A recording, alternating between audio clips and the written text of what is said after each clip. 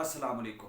कैसे हो भाइयों? अच्छा, दो तीन सवाल हैं, उनका इकट्ठे ही यहाँ पे जवाब जो है मैं आप लोग को दूंगा।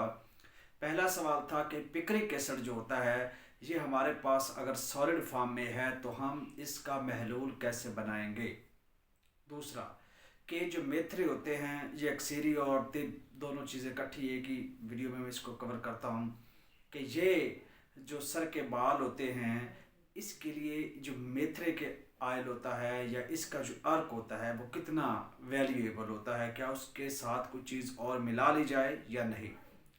तो पहले सवाल का जवाब सिंपल यही है कि जो पिक्रिक एसिड सॉलिड फॉर्म में है उसका महलूल बनाना है तो उसको हम केमिस्ट्री की ज़ुबान में एक्वा सोल्यूशन बोलते हैं। कि आप उसमें पानी की मदद से, यानी पानी निकाल लें, किसी भी अर्क निकाल लें, जैसे मदार का निकाल लें, ठीक है, सत्यानाशी का निकाल लें या बबोल का निकाल लें, इसका अर्क निकाल के उसके अंदर उस पिक्रिक एसिड को मिक्स कर सकते हैं। तो ये आपका लिक्विड फॉर्म में आप इसको इस्तेमाल कर सकते हैं।